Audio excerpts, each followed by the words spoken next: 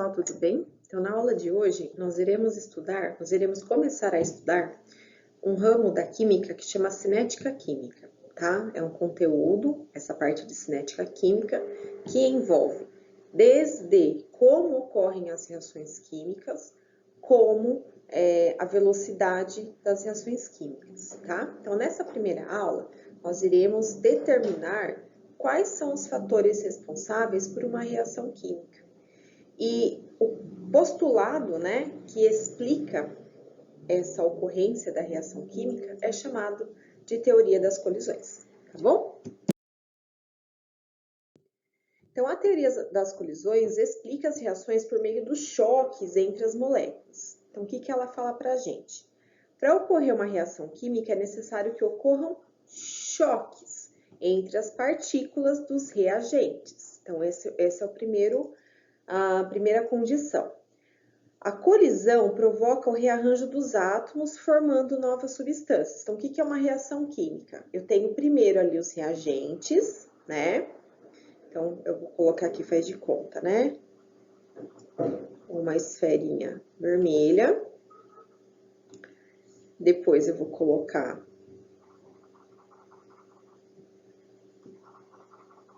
uma esferinha amarelinha e uma outra aqui azulzinha. Então, para ter a reação química, eu preciso fazer com que essa esferinha vermelha e essas outras aqui coloridas se choquem, se colidam, né? Por quê? Porque é justamente através desse choque que vai gerar, uma energia suficiente para que as partículas, né, desde que estejam em orientação favorável, para ocorrer o quê? Um rearranjo. O que é o rearranjo? A formação de novas substâncias, tá? Então, esse choque, ele vai provocar aí uma energia mínima, né, para que essa reação química aconteça, para que eu possa rearranjar esses átomos. Então, por exemplo, a esfera vermelhinha veio aqui, colidiu, né, e vice-versa, então tive colisão. Essa energia foi suficiente e aí eu troquei de lugar. Então, a esferinha vermelha, vamos colocar duas esferas vermelhas, né, para fazer mais sentido aqui. Então, as esferas vermelhas, elas ocuparão os lugares aí das esferas amarelas. Então, eu tenho uma substância química diferente, tá? E aquelas esferinhas amarelas, elas vão ficar juntas agora, formando uma nova substância, tá? Então, como a gente percebe, o arranjo entre as esferas aqui inicial é diferente do arranjo final. Então, eu posso falar que foi gerado substâncias químicas novas e, portanto, a reação química ocorreu, tá? Então, nós temos que lembrar desses fatores, tá? Choque ou colisão, geometria favorável,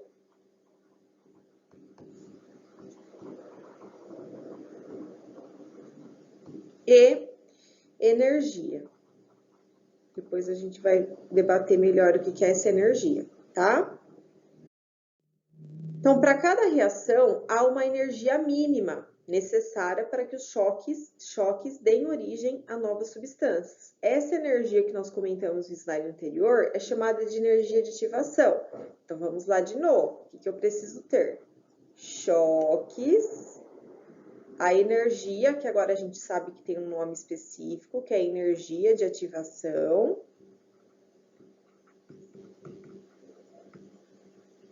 E a geometria favorável.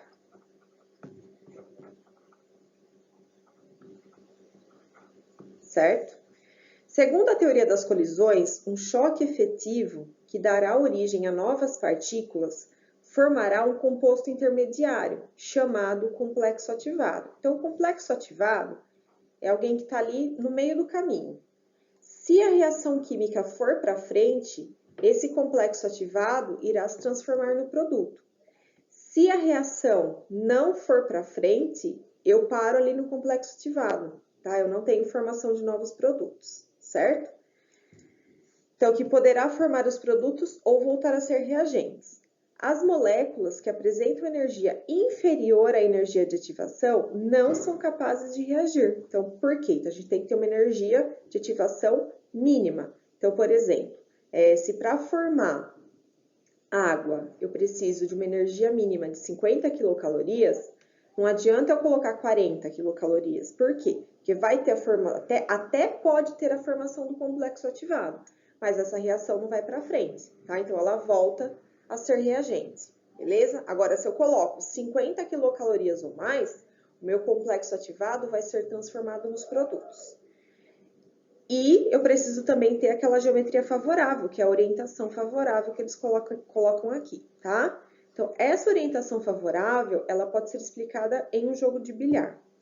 A tacada pode ter sido perfeita com relação à energia, mas se a orientação do choque não for a ideal, a bola atingida não vai cair na caçapa. No caso da reação, se a orientação não for favorável, o complexo ativado não será formado.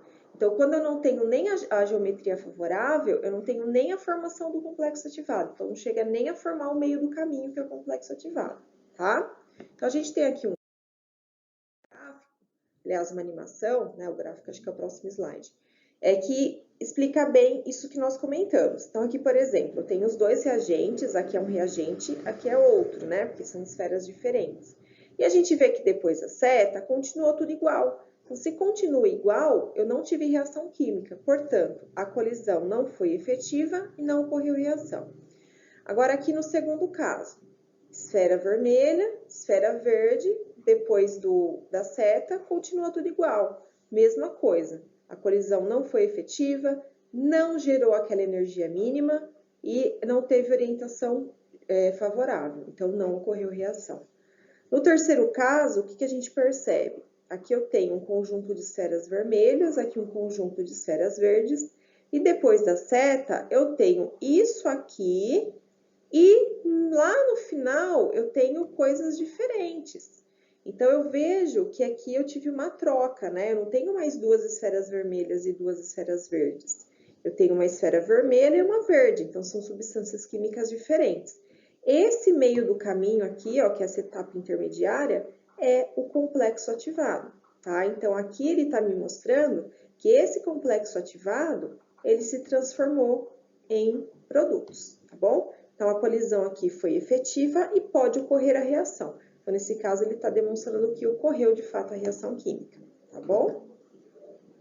Mas, numa reação química que nós escrevemos, normalmente nós não mostramos o complexo ativado. Então, vocês vão saber que teve a reação química pela formação de substâncias diferentes depois da seta. Então, resumindo, né? Para que ocorra uma reação, os choques entre as partículas dos reagentes devem acontecer de tal forma que gerem energia igual ou superior à energia de ativação. E as partículas devem ter uma orientação favorável. Então, são aqueles três fatores que nós comentamos, tá? Aqui nós temos um gráfico que mostra, né, por exemplo, no início da reação, que seria aqui grudadinho no eixo vertical, que é o eixo Y, nós temos os reagentes.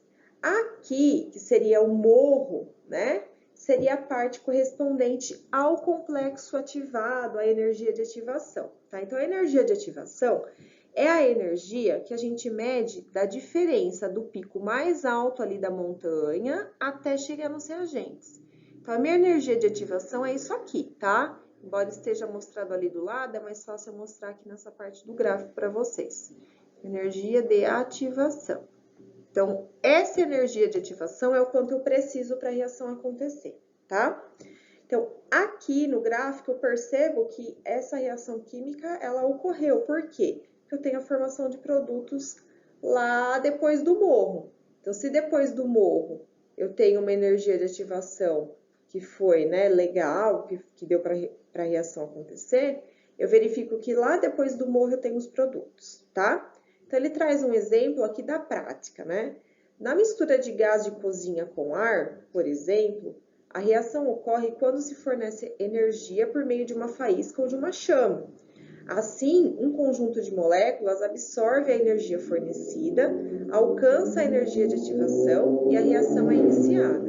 Então, a gente sabe, né, que, por exemplo, no gás de cozinha nós temos principalmente duas substâncias, propano e o butano, que são substâncias bastante inflamáveis. No entanto, se eu colocar na presença de oxigênio, embora essas substâncias sejam inflamáveis, a reação química não ocorre. Então, não é simplesmente colocar na presença de oxigênio. Eu preciso ter uma energia mínima que vai ser gerada por quem? Pela faísca, pela chama ali do fósforo, tá? Então, não é simplesmente eu colocar os reagentes que a reação química vai ocorrer, tá bom? Então, gente, por hora é isso, tá? Na semana que vem, nós ainda continuamos nessa parte aqui da cinética química, só que estudando os fatores que alteram as velocidades das reações químicas. Tudo bem? Então, bons estudos, qualquer dúvida à sua disposição. Até a próxima aula. Tchau, tchau.